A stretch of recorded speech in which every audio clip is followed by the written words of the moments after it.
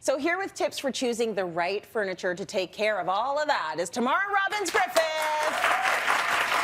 And you live the life. You don't just talk the talk here. So we've all heard things like sideboard, credenza, buffet, server, console. How are they different, or are they all the same piece of furniture? Okay.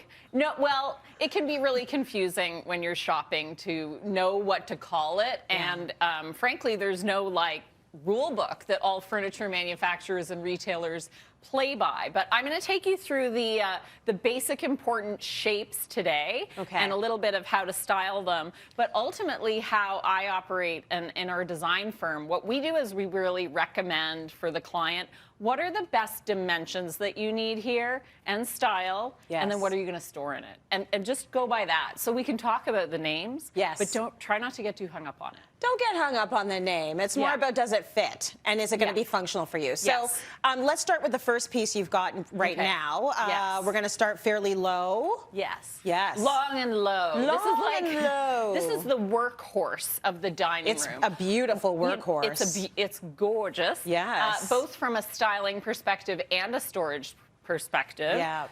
So everything I have, all my furnishings are from a store called Home Société. They have great pieces. And this, you know, I would call it technically a credenza because it has legs, but they're short legs. A buffet, credenza, sideboard, like these things are kind of interchangeable. Got it. So the sideboard technically would go all the way to the ground, yeah, like a big piece of furniture with no legs. Okay. The buffet would maybe have longer legs, useful okay, perhaps if you want an airier feeling and a little more breathing space. You know, a credenza historically would have often had a marble top for serving hot food on. It's not going to get damaged. And the thing is, like, you don't, people are going to call this a sideboard, whatever it is. Yeah. And so ultimately, that's a funny thing with language in our society. When everybody starts calling it something, it kind of becomes that. But yeah, it's useful to know these terms if you're shopping online. So you put in the right search terms. You want to be able to find what you're looking for. A lot of these dining pieces of furniture might have little drawers for storing extra flatware, napkins. They might have something specific for glassware. Yep. So what do you need to put in it? The reality is, and you brought this up at the beginning, you know, we live less formal lives now. Yeah, why don't you ask me what's in ours? Yeah, what's in yours and mine? Like, you know, it might be it's so cute. I mean, but this is whatever. The reality of it, right? So, you know, we might have all of our dishes and drinkware in the kitchen, and then in the dining room, it's alcohol or, you know, as you said, kids' toys, papers, homework supplies, stuff that you use at the dining table. Yes. So really keep that in mind when you're shopping for this type of piece. Absolutely. Storage is key, and especially storage that looks as pretty as that. You yes, can throw anything you want in there. Like every single box from every single piece of technology we've ever bought in our life, like why don't we get rid of the box? Why?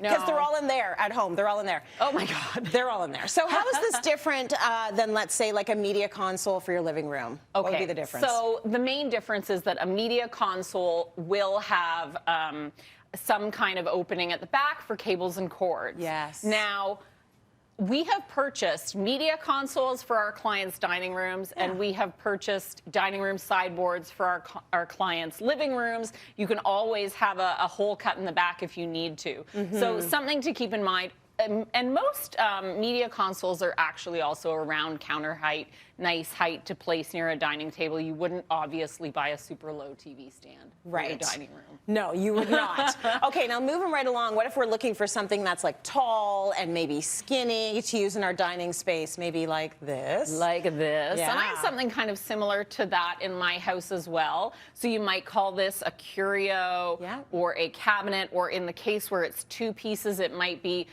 a buffet with a hutch, and maybe the buffet is a little bit wider and they come apart. So I like that in a piece like this, you can have some open storage and some shelving to display your favorite things, and also some closed storage. Another type, and something to bear in mind, regardless of the type of piece that you're purchasing, is do you want to see things? Do you want to display? Or if you are storing toys or whatever, like we discussed, maybe you want something opaque, like this beautiful quilted leather. So, you know, glass, beautiful, but again, Do you want to display things? Do you want to hide things? It's like your lifestyle, right? That's right. And then the other thing is you'll find also a slightly taller piece, but maybe not this tall, would be like a bar cabinet. You know, look for that kind of piece as well. We have one of those in our dining room with alcohol. It's got places for the bottles and the doors and upside down glassware, and then it also houses my husband's vinyl collection. That's a good combo, though. Yeah. Dancing and drinks. Right. Yeah, it's all in the right place. Okay, how do we style pieces like this, especially when we have open shelving? Like, I know who I am, and this ain't going to fly in my house because there's going to be stuff in there I do not want displayed. But how do you style it when it's all displayed? Okay, so we'll talk inside and outside. Yeah. So when it comes to the piece in the room, with a tall piece of furniture like this, benefit is you're using ceiling height, you're not taking up a lot of floor space.